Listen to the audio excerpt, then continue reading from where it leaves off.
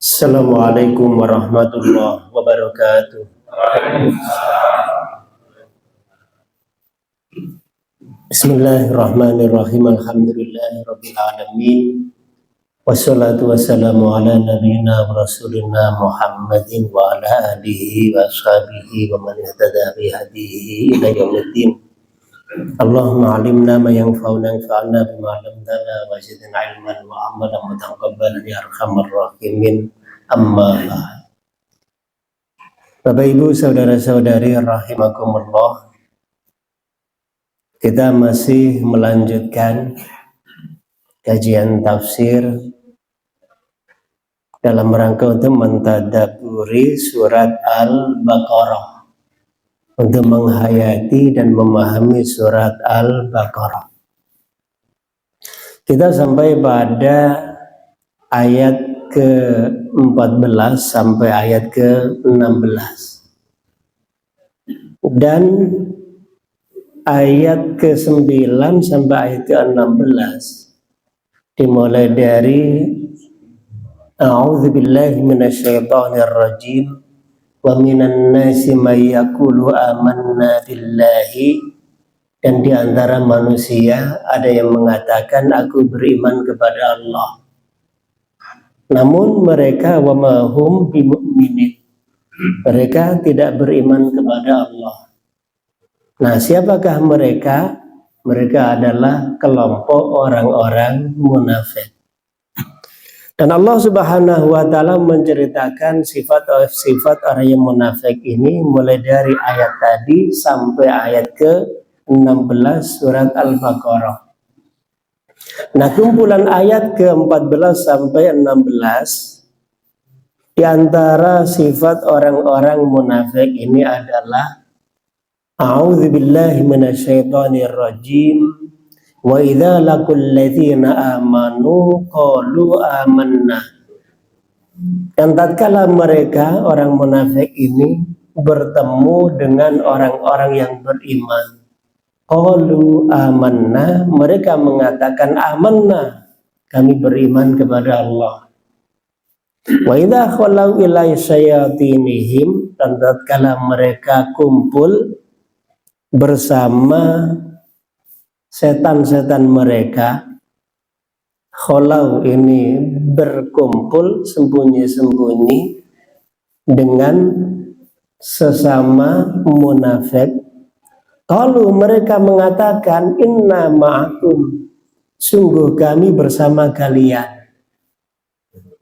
Jadi orang munafik zaman Nabi ketika ketemu dengan orang Islam, mereka mengatakan kami beriman, kami juga muslim. Tapi tatkala mereka ketemu dengan sesama munafiknya, sesama kafirnya, mereka mengatakan inna ma'akum, sungguh kami bersama kalian. Artinya kami masih termasuk orang-orang yang kafir. Jadi orang munafik ini, kenapa mereka melakukan tipu muslihat, menipu Allah Subhanahu wa ta'ala? Tujuannya adalah yabtahunal izzah, mereka ingin mendapatkan kekayaan dan kekuasaan dengan cara menipu orang Islam dan mendapatkan dukungan dari orang Islam. Pada saat yang sama dia adalah termasuk pemimpin orang-orang kafir. Ini zaman Nabi. Nah, ayat ini ada yang mengatakan ayat ini turun berkaitan dengan tokoh munafik Madinah yang bernama Abdullah bin Ubay bin Salul. Abdullah bin Ubay ini calon raja di Madinah. Dia orang yang dianggap paling cerdas. dan paling layak untuk jadi raja dalam rangka mempersatukan masyarakat Madinah yang sudah dilanda perang sampai 40 tahun berturut-turut. Dan sebelum itu mereka juga sudah dilanda perang antar suku Aus dan suku Khazraj. Sementara di Madinah itu juga ada suku Yahudi, ada Bani Nadir, Bani Quraidah, dan Bani Qainuqa. Dan mereka paham persatuan itu akan mendatangkan kekuatan dan akan mendatangkan kedamaian.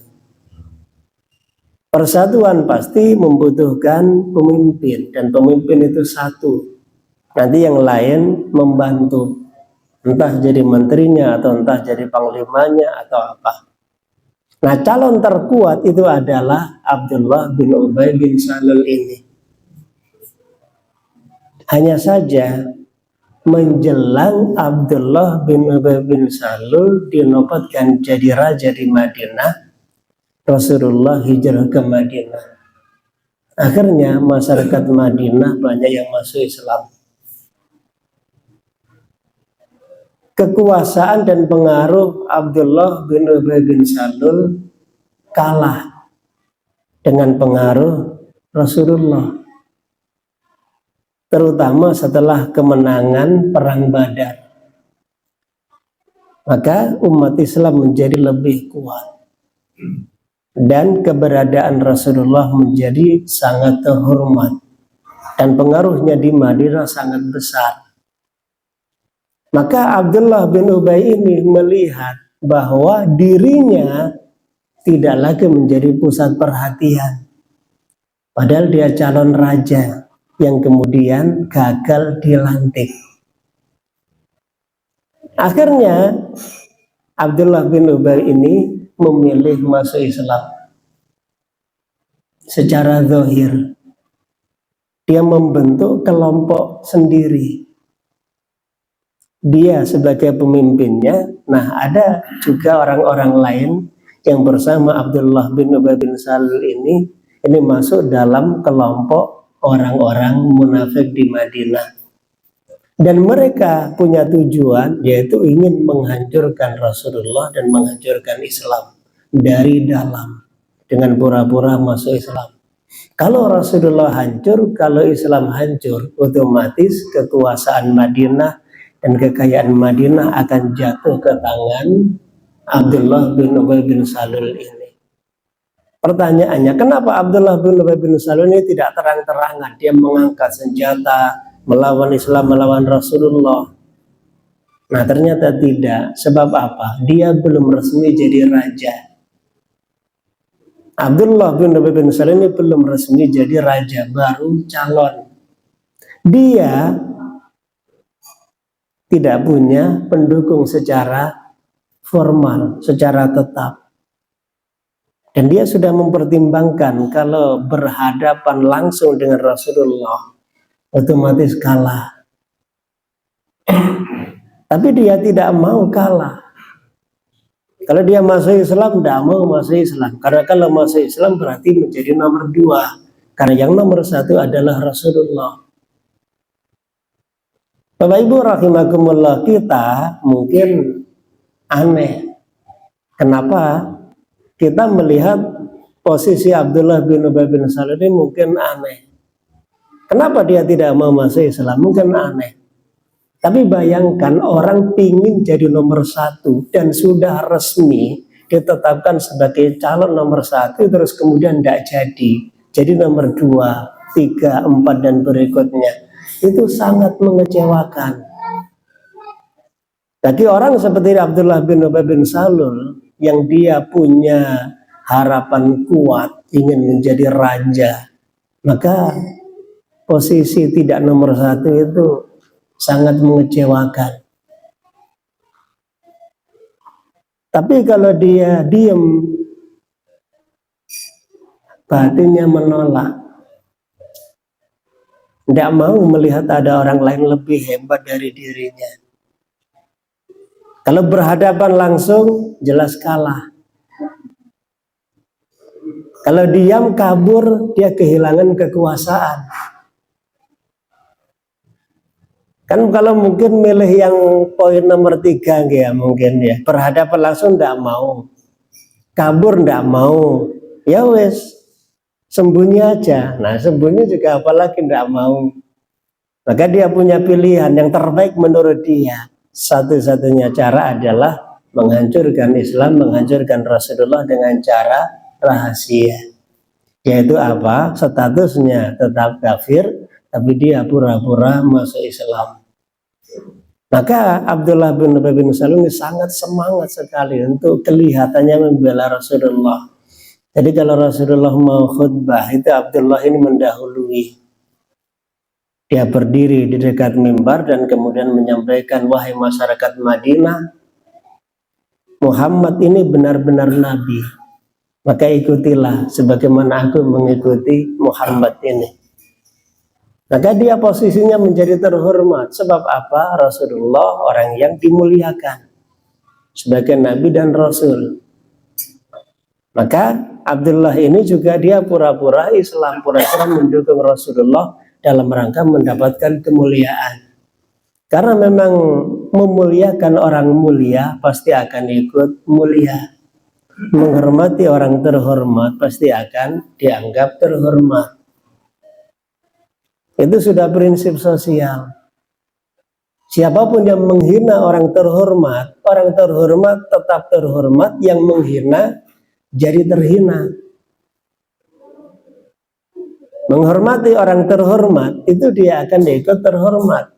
Tapi merendahkan orang terhormat, yang terhormat tetap terhormat, yang merendahkan justru malah dia jatuh. Itu sudah rumus sosial. Nah, posisi Rasulullah dihormati oleh seluruh masyarakat Madinah. Entah itu yang mau masuk Islam, yang sudah masuk Islam, sampai orang-orang kafir Madinah pun juga tahu bahwa Rasulullah itu Nabi dan Rasul. Dia orang mulia, meskipun tidak mau masuk Islam. Bapak Ibu rahimakumullah, akhirnya orang seperti Abdullah bin Ubay bin Salul dan teman-temannya ini memilih untuk pura-pura Islam supaya mendapat dukungan dan sanjungan dari orang Islam, tapi juga tetap bersama orang-orang kafir dalam rangka supaya tidak kehilangan pendukungnya dari orang-orang kafir. Makanya dia mengatakan, inna ma'akum, kami bersama kalian. Ketemu sama orang yang beriman juga ucapannya sama, kami bersama kalian. Ketemu dengan orang kafir juga ucapannya sama, kami bersama kalian. Jadi jujur tapi salah. Sama yang diucapkan, saya bersama kalian. Oke ya. Tapi masalahnya ketika ketemu sama orang kafir mengatakan saya bersama kalian. Ketemu sama orang beriman, saya bersama kalian. Kelihatannya itu jujur sama, tapi statusnya malah tidak jelas ini. Nanti ketemu sama monyet, saya bersama kalian. Sama ucapannya, saya bersama kalian. Tapi yang ditemui monyet.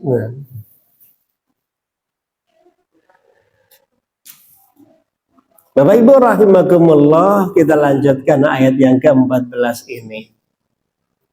Kenapa orang-orang munafik ini mengatakan inna ma'akum, kami bersama kalian? Baik bersama orang Islam maupun bersama orang kafir ucapannya sama, kami bersama kalian.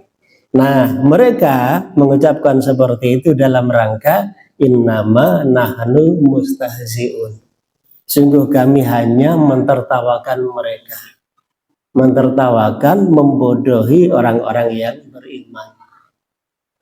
Bapak Ibu rahimakumullah, Allah Subhanahu wa taala melanjutkan, Allahu yastahzi'u bihim wa yamudduhum.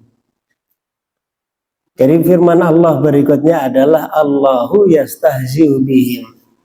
Orang munafik menghina, meremehkan dan mentertawakan Allah.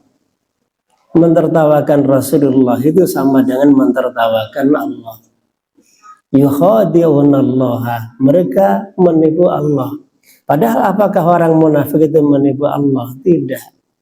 Orang munafik itu menipu Rasulullah. Karena di depan Rasulullah mereka mengatakan kami beriman. Tapi menipu Rasulullah itu sama dengan menipu Allah. Kenapa? Ya, atiullaha wa atiur rasulah. Taatlah kepada Allah dan taatlah kepada Rasulnya. Jadi taat kepada Allah itu sama dengan taat kepada Rasulullah. Taat kepada Rasulullah sama dengan taat kepada Allah. Meremehkan dan menghina salah satunya sama dengan menghina yang lainnya. Allahu yastahzi'u bihim. Maka jawaban yang pas adalah Allah justru yang mentertawakan mereka. Kapan? Di dunia dan di akhirat. Kenapa? Karena orang munafik itu di dunia jadi bahan tertawaan. Oleh siapa? Oleh sesama munafik sendiri. Kenapa? Karena penipu. Ketika ketemu sama penipu, pasti sama-sama tahu bahwa kita ini sama-sama penipu. Jadi kadang sesama penipu, ya, itu ketika ngumpul juga saling mengingatkan, awas deh, jangan sampai kamu ketahuan deh. Kalau kamu penipu, mislah tenang. Mereka tidak akan tahu bahwa kita menipu mereka. Jadi mereka sesama penipu saling mentertawakan dan saling tidak percaya dalam urusan-urusan yang penting. Wa yamuddum fi tughyanihim ya'mahun. Dan Allah justru membantu orang-orang munafik itu. Membantu dalam apa? Fi tughyanihim, dalam kesesatan mereka. Tapi ini tentu bahasa kinayah. Jadi orang yang beriman akan ditambah oleh Allah dengan kekuatan iman. Tapi orang munafik, semakin dia durhaka, seakan-akan Allah itu menolong mereka untuk semakin durhaka. Padahal menjadi durhaka itu adalah pilihan mereka. Ya'mahun, mereka itu ontang-panting, bingung. Bapak Ibu rahimakumullah, hati manusia itu pasti bisa membedakan benar salah. Makanya kalau dikatakan hati tidak pernah berdusta, itu benar. Hati tidak pernah berdusta. Jadi hati akan memahami dan menerima apa yang dilihat dan apa yang diketahui. Maka ketika orang melakukan kebohongan, itu hatinya pasti tahu bahwa ini bohong. Bapak Ibu rahimakumullah, orang jujur itu artinya mengucapkan apa yang diyakini benar meskipun salah. Orang bohong itu artinya mengucapkan apa yang tidak diyakini benar meskipun benar. Maksudnya tasbundi, contoh, ada pembohong, dia menipu orang. Kamu ke sana, orang itu dermawan, loh, minta duit kamu pasti dikasih. Padahal ngerti itu orang pelit. Tapi ternyata pas kebetulan saja, orang itu ketika diminta duit ngasih. Padahal dia maunya bohong, tapi pas kebetulan jujur. Jadi tetap bohong meskipun benar. Nah, orang jujur itu tetap jujur meskipun dia salah. Contoh, orang jujur ditanya, umpamanya, Ustadz di mana? Dia ada di masjid. Begitu yang nanya datang ke masjid, ternyata tidak ada. Sampean bohong ya, katanya di masjid, kan tidak ada di masjid. Salah tapi jujur. Kenapa? Karena dia menyampaikan apa yang diketahui, meskipun ternyata salah. Kenapa? Karena siapa tahu niatnya itu ke masjid, ternyata tidak jadi. Kan bisa terus kemudian pas mau masuk masjid terus ketemu temannya, ayo kita ke sana. Kenapa? Di sana ada teman kita nunggu. Ya, ayo. Akhirnya tidak jadi, padahal sudah mau masuk masjid. Azan tinggal 1 menit umpamanya. Atau bahkan sudah azan.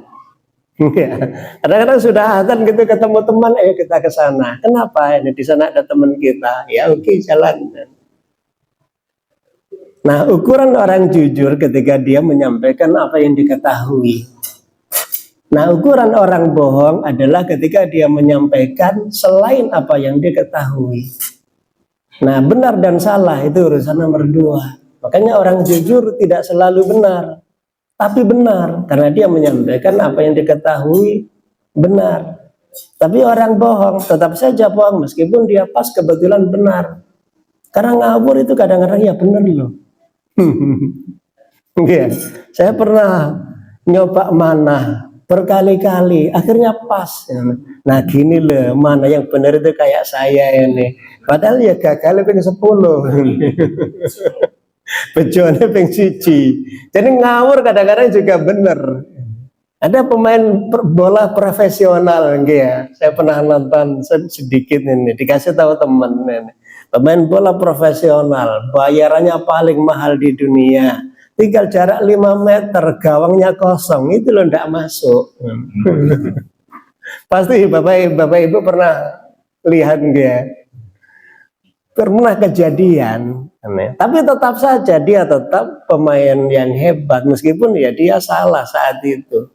Karena tadi di antara 1000 kali ya mungkin dia salah. Yang namanya tuba itu tetap pintar meloncat meskipun kadang-kadang jatuh.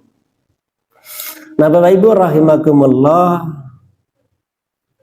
jadi orang yang munafik, mereka mentertawakan Allah, padahal mereka sebenarnya menciptakan kebingungannya sendiri. Jadi ya'mahun, mereka sendiri juga bingung. Kenapa kok bingung? Karena orang melakukan kemunafikan itu pertama, dia tahu bahwa dia bohong.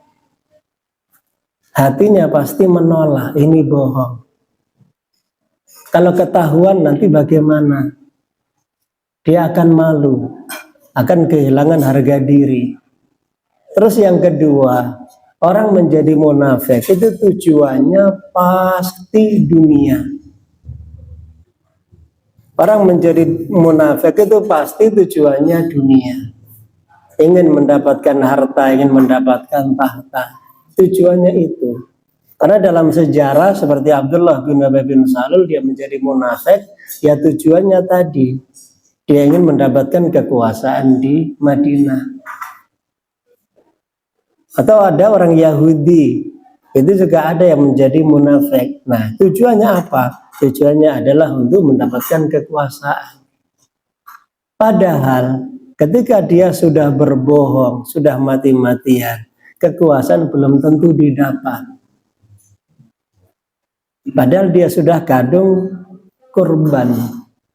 Dia korban harga diri, korban harta kadang-kadang, tapi belum tentu dia mendapatkan apa yang dicari.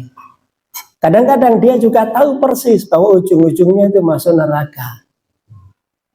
Seperti orang kafir yang kemudian diajak masuk Islam, dia ngerti Islam itu benar, tapi dia tetap melawan Islam. Dia tidak mau masuk Islam, dia memilih menjadi kafir dan menjadi munafik.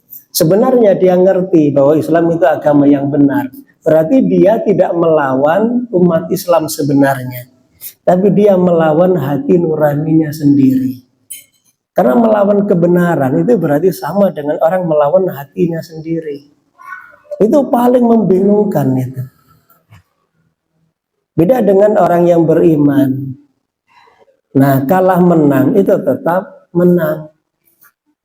Kalau seandainya menang, ya alhamdulillah.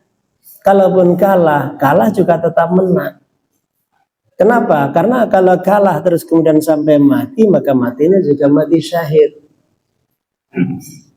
Bahkan ada sahabat Nabi itu namanya Thabit bin Qais. Dia dijuluki dengan Khatibur Rasul, oratornya Rasulullah Shallallahu Alaihi Wasallam. Itu dia diberi kabar gembira oleh Rasulullah. Kabar gembiranya adalah kamu nanti akan mati syahid.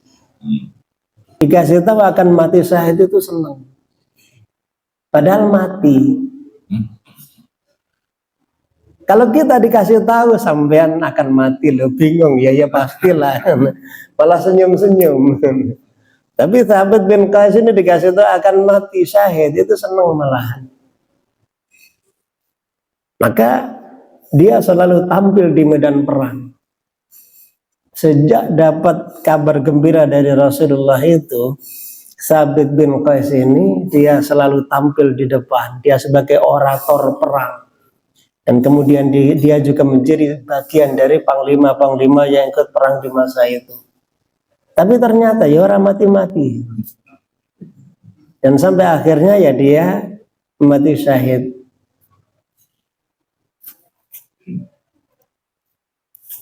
Nah, Bapak Ibu rahimakumullah,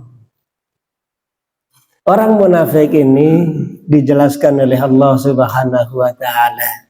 Ulaika alladzina astarawud dhalalata bil huda. Merekalah yang memberi kesesatan, membeli kesesatan dengan hidayah. Istarau, membeli. Nah, membeli di sini artinya mengganti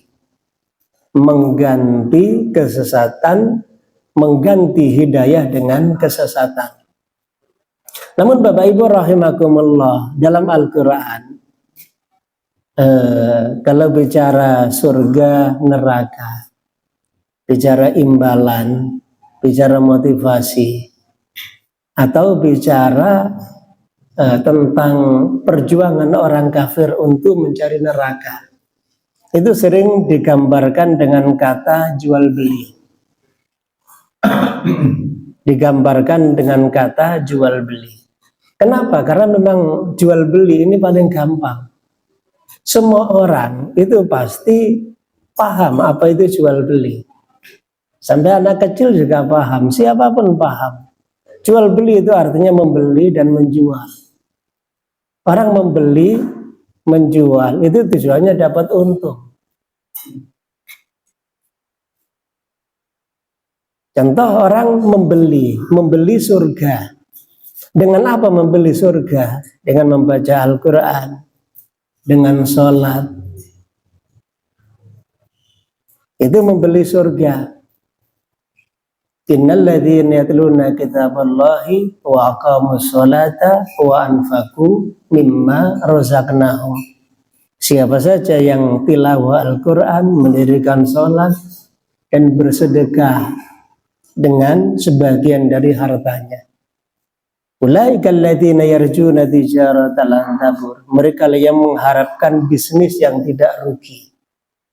Jadi jual beli yang pasti untung. Kenapa? Karena Allah yang membeli. Allah yang membeli waktu, Allah yang membeli harta, waktu, harta Allah yang ngasih. Tapi setelah itu Allah yang membeli. Apa ada orang itu menjual waktu? Ada. Ada orang disewa hanya untuk menemani. Enggak. Zaman sekarang ada orang disewa hanya untuk menemani. Menemani apa? Menemani duduk. Bukan menemani tidur loh, nggih. Hanya untuk yang penting udah ini tolong temani ibu saya yang sudah tua. Nah terus ya udah kamu tidur di rumah, bisa di depan, bisa di mana terserah. Hanya untuk menemani, yang penting ada kelihatan ada orang di situ. Jadi dia sebenarnya apa yang dijual? Ya waktu. Waktu selama 8 jam atau 10 jam sejak sore sampai pagi itu yang dijual. Sebenarnya bisa juga menjual tenaga. Kita membaca Al-Quran ini juga kita menjual waktu dan menjual tenaga. Untuk kemudian apa yang kita dapatkan? Surga. Kalau kita mengeluarkan sebagian dari harta, terus kemudian mendapatkan surga, mungkin lebih mudah gambarannya. Tapi ada orang yang tadi, dia membaca Quran, dia sholat.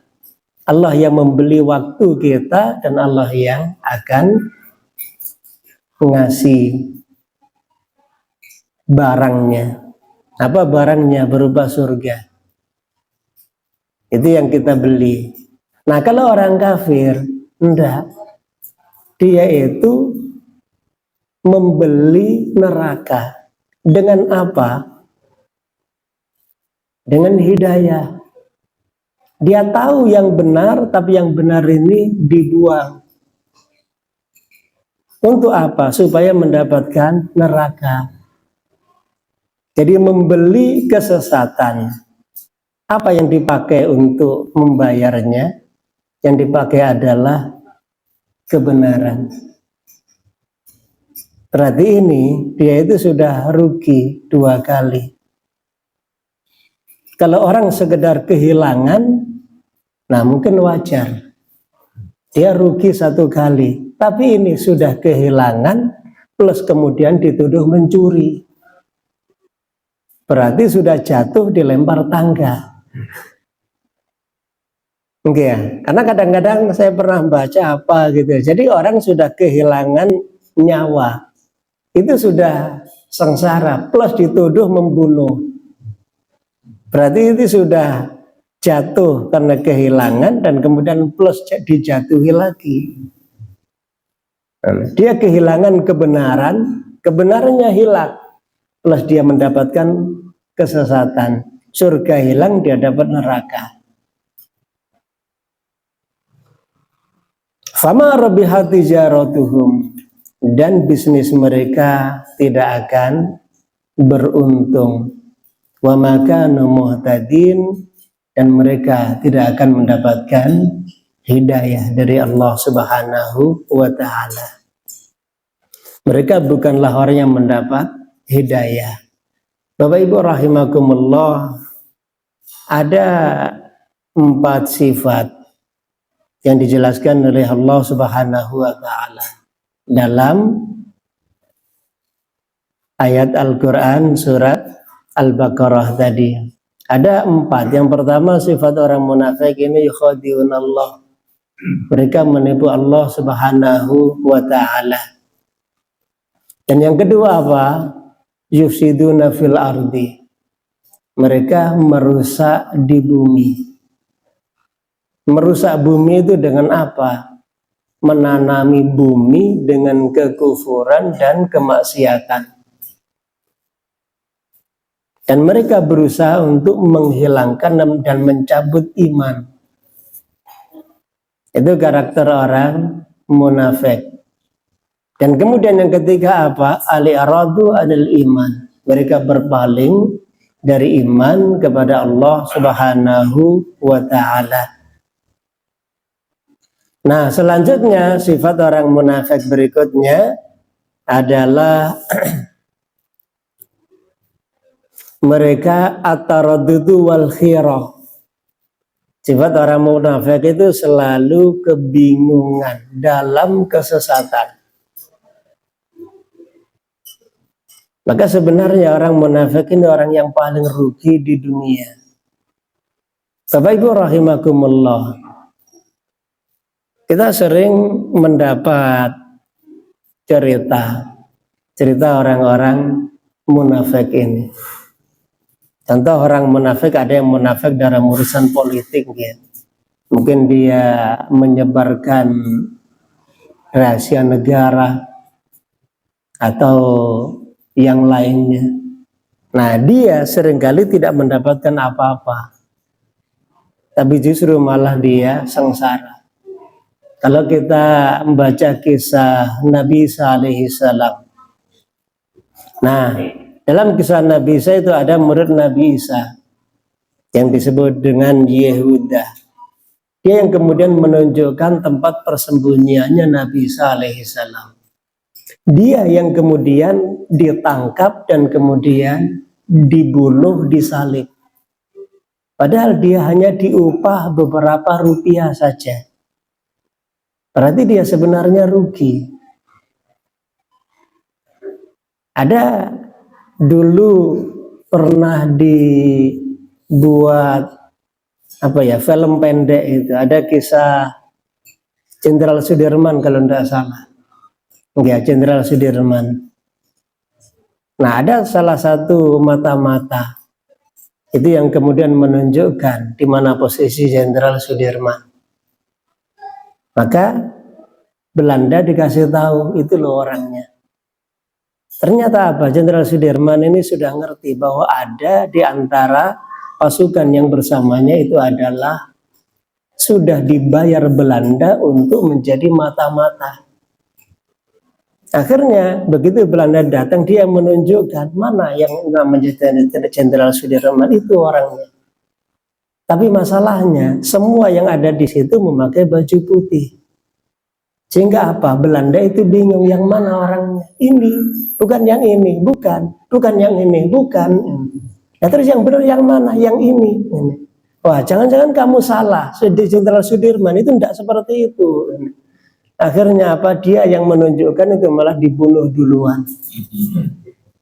Sementara yang lain itu selamat.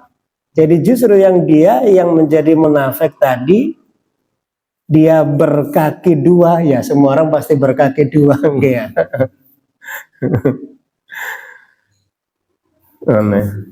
Dia pura-pura bersama Jenderal Sudirman, tapi ternyata dia adalah internya Belanda, dia yang justru mati duluan. Itu hanya contoh sejarah saja. Seandainya cerita ini benar, maka dalam sejarah pun cerita yang mirip dengan itu banyak. Di mana orang munafik ini justru berakhir menjadi paling sengsara di dunia dan di akhirat. Bapak Ibu rahimakumullah, rahasia itu sulit untuk disembunyikan. Mungkin kadang ketika sudah mati baru ketahuan ternyata dia munafik. Kan pasti yang menyewa itu akan membocorkan rahasia kan. Yang nyewa itu pasti akan membocorkan rahasia. Kami tahu informasi ini dari orang ini. Maka ketika dia terbongkar, maka sejarahnya itu akan menjadi kelam. Sejarah hidup dia itu akan menjadi kelam. Padahal ketika sudah mati, semuanya tinggal cerita. Begitu orang sudah mati kan semuanya tinggal cerita. Nah, terus yang kemudian yang menjadi munafik, ternyata belum tentu usianya lebih panjang. Kenapa? Karena buktinya orang-orang munafik zaman Nabi itu usianya malah lebih pendek dibandingkan dengan yang lainnya. Abdullah bin Ubay bin Salul ini bingung dia sampai akhirnya terus sakit-sakitan terus mati. Tokoh-tokoh munafik yang lain itu juga banyak yang mati duluan dibandingkan dengan orang-orang yang imannya kuat. Bapak Ibu rahimakumullah, kenapa orang menjadi munafik? Ya sebabnya tadi. Karena dia terlalu cinta kepada dunia. Dia tidak yakin bahwa akhirat itu ada, surga itu ada. Maka dia memilih untuk mendapatkan dunia saja, tidak mau mendapatkan akhirat. Nah, ayat-ayat berikutnya Bapak Ibu, ayat yang ke-17 sampai ayat yang ke-20 ini menceritakan tentang contoh orang-orang munafik. Nah, ini insya Allah akan kita lanjutkan pada pertemuan yang akan datang. Insya Allah. Mudah-mudahan yang tadi kita bahas memberi manfaat untuk kita bersama. Assalamualaikum warahmatullahi wabarakatuh. Waalaikumsalam.